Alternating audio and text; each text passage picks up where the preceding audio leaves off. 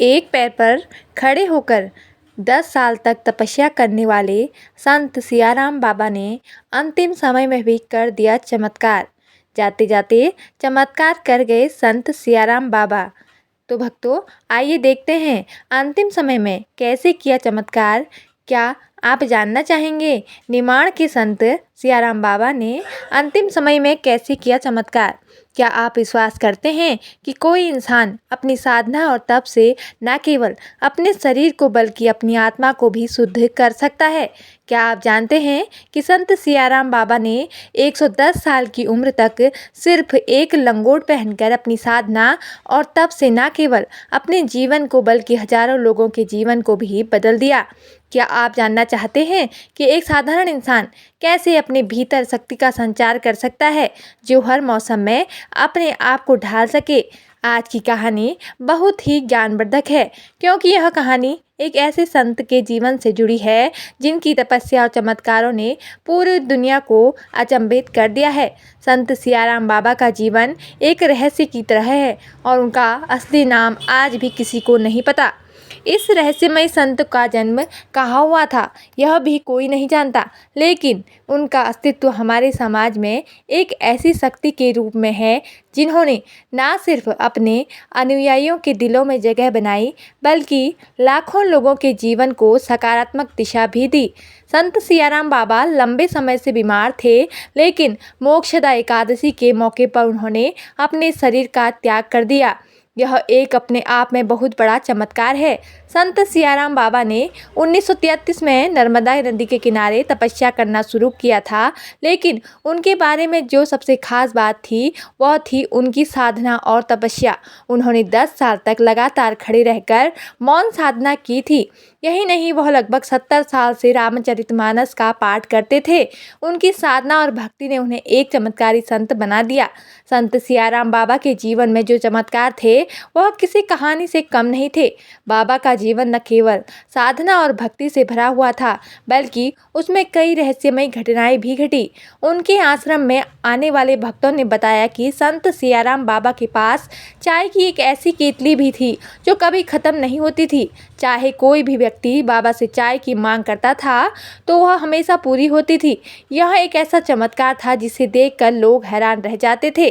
कुछ साल पहले संत सियाराम बाबा का एक वीडियो वायरल हुआ था जिसमें उन्हें बिना माचिस के दीपक जलाते हुए देखा गया था। उस वीडियो को देखकर लोग समझ नहीं पाए कि यह कैसे हुआ। उनके भक्तों का कहना था कि यह केवल उनके तप और साधना की शक्ति थी जो उन्हें प्रकृति के हर तत्व से जोड़ देती थी। बाबा ने खुद को योग साधना के माध्यम से मौसम के अनुसार ढाल दिया था। चाहे कड़ी सर्दी, बरसात या फिर झुलसा देने वाली गर्मी हो, बाबा हमेशा एक ही लंगोट में रहते थे। यह उनके आत्मबल और तपस्या की ताकत को दर्शाता था। संत सियाराम बाबा का जीवन कोई साधारण जीवन नहीं था। उन्होंने अपनी साधना और तपस्या से यह सिद्ध किया कि अगर इंसान अपने जीवन में पूर्ण समर्पण और विश्वास से काम करता है तो उसे सफलता जरूर मिलती है। उन्होंने हमें यह सिखाया कि भक्ति केवल मंदिरों और पूजा स्थलों तक सीमित नहीं होती, बल्कि वह हर किसी के दिल में होती है। उनका जीवन हमें सिखाता है कि हर किसी के पास अपनी शक्ति है, बस उसे पहचानने की ज़रूरत होती है। बाबा के अनुसार जीवन में अगर मनुष्य सत्य के मार्ग पर चलता है तो उसे किसी भी प्रकार की बाधाएं नहीं आती।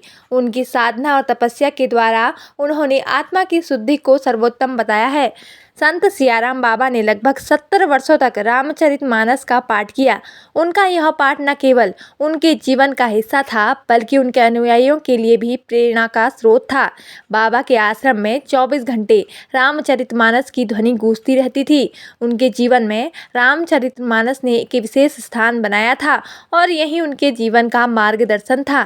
संत सियाराम बाबा ने केवल अपनी साधना से ही नहीं बल्कि समाज में सेवा से भी अपनी अहम भूमिका निभाई। उन्होंने हमेशा गरीबों की मदद की, कई मंदिरों के निर्माण में योगदान दिया और धार्मिक स्थलों के विकास में सहायता की। उन्हें ज्ञात था कि भक्ति और साधना का असली उद्देश्य केवल खुद की आत्मा की शुद्धि नहीं बल्कि दूसरों की मदद करना और समाज के लिए कुछ करना अच्छा है। उन्होंने अपने जीवन के हर पहलू में यह सिद्ध कर दिया। संत सियाराम बाबा के जीवन में एक चमत्कारी घटनाओं का सिलसिला चलता ही रहा। उनके अनुयायी बताते हैं कि बाबा ने कभी भी 10 रुपये से अधिक भेंट नहीं ली। उनका मानना था कि अगर कोई भक्त उनके पास कुछ दान देने आता तो 10 रुपये ही पर्याप्त थे। इससे ज़्यादा कुछ भी स्वीकार करना उनके लिए अनावश्यक था। यह भी उनके जीवन के एक अनोखे पहलू को दर्शाता है। संत सियाराम बाबा ने 110 साल की आयु में दिनांक 11 दिसंबर 2024 में मोक्षदा एकादशी के दिन प्रातःकाल 6:10 पर अंतिम सांस ली। उनका निधन उनके अनुयायियों के लिए एक बड़ी क्षति थी, लेकिन उनकी शिक्षाएं और तपस्या हमेशा जीवित रहेगी। उनका आश्रम आज भी नर्मदा नदी के किनारे स्थित है। यहाँ लोग उनकी पूजा और साधना के लिए आते हैं। आज भी कोई नहीं जानता कि संत सियाराम बाबा का असली नाम क्या था। यही उनके जीवन के रहस्यों में से एक है। उनका जीवन एक खुली किताब की तरह है, जिसमें भक्ति, साधना और तपस्या के पाठ लिखे हुए थे। उनका जीवन एक ऐसा उदाहरण है जो यह साबित करता है कि अगर इरादा मजबूत हो और जीवन में सही दिशा में समर्पण हो तो इंसान किसी भी स्थिति में महानता को प्राप्त कर सकता है। संत सियाराम बाबा का जीवन एक प्रेरणा है जो हमें यह सिखाता है कि जीवन में विश्वास और साधना से हम किसी भी समस्या का समाधान कर सकते हैं। उनकी शिक्षाओं को अपनाकर हम भी अपने जीवन में बदलाव ला सकते हैं और समाज की भलाई के लिए काम कर सकते हैं। उनका जीवन इस बात का प्रतीक है कि साधना और विश्वास से बड़ी कोई ताकत नहीं होती है। क्या आपने कभी सोचा है कि 110 साल तक एक इंसान कैसे जीवित रह सकता है? क्या ऐसा संभव है कि एक साधारण व्यक्ति अपने साधना और तप से अपने शरीर और आत्मा को इस तरह नियंत्रित कर सके कि वह सदी भर जी सके? क्या आप जानते हैं कि एक संत ने अपनी साधना, तपस्या और विश्वास से न केवल अपने जीवन को लंबा किया बल्कि लाखों लोगों के दिलों में एक अमिट छाप छोड़ गए? अगर आपका जवाब हाँ है तो यह कहानी बिल्कुल आपके लिए है। हम बात करने जा रहे हैं उस संत के बारे में जिनका नाम पूरे देश में सम्मान और श्रद्धा से लिया जाता है। संत सियाराम बाबा का जिनका जीवन 110 सालों तक पूरी दुनिया के लिए एक रहस्य बनकर रहा है। संत सियाराम बाबा का असली नाम क्या था, आज तक किसी को नहीं पता। यह उनका जीवन ही था जो एक रहस्य में बंधा हुआ है। उनका जन्म कहाँ हुआ था, यह भी एक सवाल था, क्योंकि बाबा ने कभी अपने व्यक्तिगत जीवन के बारे में ज़्यादा जानकारी नहीं दी। लेकिन उनका अस्तित्व और उनके द्वारा दी गई तपस्या और साधना ने उन्हें एक अद्भुत संत बना दिया था। उनका जीवन एक साधारण व्यक्ति से बहुत ही अलग था। 110 साल तक उन्होंने जो जीवन जिया वह किसी चमत्कार से कम नहीं था। उनकी साधना, तपस्या और भक्ति ने उन्हें न केवल लंबी उम्र दी बल्कि उन्होंने समाज में अपनी एक अमिट पहचान बनाई। बाबा के जीवन के बारे में सबसे बड़ा सवाल यह है कि वह 110 साल तक कैसे जीवित रहे। यह सवाल उनके अनुयायियों के लिए हमेशा एक रहस्य बना रहा। बाबा की लंबी उम्र का राज क्या था? क्या यह केवल उनकी साधना का परिणाम था या फिर कुछ और कहते हैं कि संत सियाराम बाबा ने अपनी तपस्या के माध्यम से अपने शरीर और आत्मा के बीच एक गहरा संबंध स्थापित किया था। वह केवल शारीरिक दृष्टि से ही नहीं बल्कि मानसिक और आध्यात्मिक रूप से भी मजबूत थे। संत सियाराम बाबा की लंबी उम्र का सबसे बड़ा कारण उनकी साधना और तपस्या थी। उन्होंने कई सालों तक नर्मदा नदी के किनारे अकेले साधना की, बिना किसी बाहरी संपर्क के। उनका जीवन केवल शारीरिक अस्तित्व से ही कहीं अधिक था। बाबा का मानना था कि जब शरीर और आत्मा के बीच संतुलन होता है तो मृत्यु भी उस व्यक्ति के पास नहीं आ सकती। बाबा ने अपने जीवन में 10 साल तक खड़े होकर मौन साधना की थी। इस साधना के दौरान उन्होंने अपने मन को पूरी तरह से शांत किया और शरीर के हर अंग को अपनी आत्मा के नियंत्रण में रखा। यह साधना न केवल उनके शरीर के लिए बल्कि उनके मानसिक और आध्यात्मिक विकास के लिए भी महत्वपूर्ण थी। यही कारण था कि बाबा ने अपनी लंबी उम्र के साथ साथ एक मजबूत मानसिकता भी विकसित कर ली थी जो उन्हें शारीरिक और मानसिक रूप से स्वस्थ बनाए रखती थी। बाबा ने योग और ध्यान को अपनी ज़िंदगी का अहम हिस्सा बनाया। उनका मानना था कि योग से शरीर को न केवल मानसिक शांति मिलती है बल्कि शरीर को भी अंदर से मजबूत बनाया जा सकता है। संत सियाराम बाबा ने अपने जीवन में जो सबसे महत्वपूर्ण साधना की वह थी ध्यान और प्राणायाम। यह दोनों क्रियाएं उन्हें न केवल मानसिक शांति देती थी बल्कि उनके शरीर के अंगों को भी पूरी तरह से सक्रिय और स्वस्थ बनाए रखती थी। बाबा का ध्यान हमेशा अपने भीतर की शक्तियों को जागृत करने पर केंद्रित रहता था। उनका मानना था कि ध्यान से आत्मा और शरीर के बीच एक मजबूत संबंध बनता है, जिससे व्यक्ति को शारीरिक और मानसिक ताकत मिलती है। उनके अनुयायी बताते हैं कि बाबा ने कभी भी अपने शरीर को आलसी नहीं होने दिया। वह हमेशा सक्रिय रहते थे और उनकी योग साधना से उनका शरीर हमेशा ताजगी और ऊर्जा से भरा रहता था। बाबा की जीवन शैली भी उनकी लंबी उम्र का एक कारण थी। वह बहुत ही साधारण आहार लेते थे। बाबा ने कभी भी अधिक भोजन या मांसाहार का सेवन नहीं किया। उनका आहार साधारण और शुद्ध था। वह शाकाहारी थे और अपनी आहार दिनचर्या में अधिकतर फल, सब्जियां और संतुलित आहार भी लेते थे। इसके अलावा बाबा का मानना था कि शरीर का शुद्ध रखना के लिए मानसिक शांति और आत्मीय संतुलन भी आवश्यक है। वह हमेशा अपने अनुयायियों को यही सिखाते थे कि अगर मन शांत है तो शरीर भी स्वस्थ रहेगा। उन्होंने अपने अनुयायियों को यह भी बताया कि जंक फूड और अनियमित आहार से शरीर में कई तरह के विकार पैदा होते हैं, जो लंबी उम्र के लिए हानिकारक होते हैं।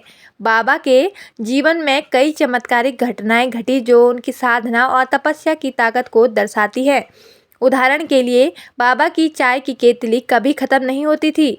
उनके आश्रम में आने वाले भक्तों ने यह देखा कि बाबा की चाय की केतली हमेशा भरी रहती थी, चाहे वह कितने भी भक्तों को चाय पिलाते रहे। यह एक चमत्कार था जो बाबा की साधना और भक्ति का प्रतीक था। बाबा का जीवन उद्देश्य केवल अपनी साधना और तपस्या तक सीमित नहीं था। उनका उद्देश्य था अपने अनुयायियों को जीवन में सच्चाई, भक्ति और आत्मा की शुद्धि का मार्ग दिखाना।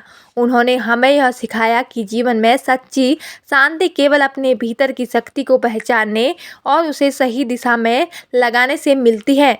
उनका जीवन यह साबित करता है कि यदि किसी इंसान के भीतर दृढ़ता हो तो वह अपनी साधना और विश्वास के माध्यम से किसी भी लक्ष्य को प्राप्त कर सकता है। बाबा ने अपने जीवन में हमें यही संदेश दिया कि अगर इरादा मजबूत हो और आत्मा शुद्ध हो तो कोई भी काम असंभव नहीं होता। संत सियाराम बाबा का जीवन न केवल साधना का प्रतीक था, बल्कि उनके द्वारा किए गए समाज सेवा कार्य भी उल्लेखनीय हैं। उन्होंने हमेशा गरीबों और ज़रूरतमंदों की मदद की। उन्होंने अयोध्या राम मंदिर निर्माण में भी दान किया और धार्मिक स्थलों के विकास में भी योगदान दिया। बाबा के अनुयायी आज भी उनके संदेशों को फैलाते हैं और उनके द्वारा बताए गए मार्ग पर चलने की कोशिश करते हैं। उनकी शिक्षाएं आज भी लाखों लोगों के जीवन को प्रेरित करती है। बाबा का जीवन एक अद्भुत यात्रा थी, जिसमें साधना, तपस्या और भक्ति की मिसालें दी गई हैं। उनकी 110 साल की उम्र का रहस्य केवल उनकी साधना में था, जो हमें यह सिखाती है कि अगर हम अपने जीवन में सही दिशा में काम करें और आत्मा के शुद्धिकरण पर ध्यान केंद्रित करें तो हम भी लंबी उम्र और स्वस्थ जीवन जी सकते हैं। उनका जीवन एक प्रेरणा है जो हमें यह सिखाता है कि यदि हम अपने जीवन में आस्था, साधना और तप की शक्ति को पहचानें तो हम किसी भी मुश्किल को पार कर सकते हैं और अपने जीवन को एक महान दिशा में ले जा सकते हैं। संत सियाराम बाबा ने अपनी साधना के लिए नर्मदा नदी के तट को इसलिए चुना क्योंकि यह स्थान उन्हें आध्यात्मिक शांति, एकाग्रता और ज्ञान की गहरी अवस्था में ले जाता है। बाबा की साधना इतनी गहरी थी कि वह कई बार घंटों तक नदी के किनारे ध्यान लगाकर बैठे रहते थे।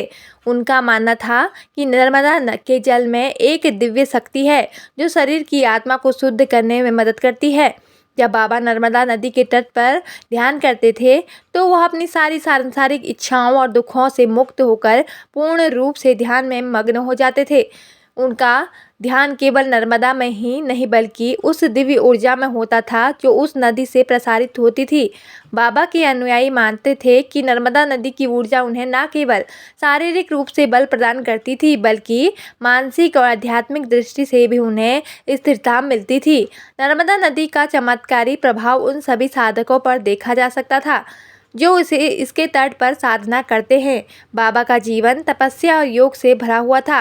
वह न केवल अपने शरीर की देखभाल करते थे बल्कि अपनी आत्मा की भी देखभाल करते थे। बाबा ने इस चमत्कारी प्रभाव को अपनी साधना से महसूस किया था।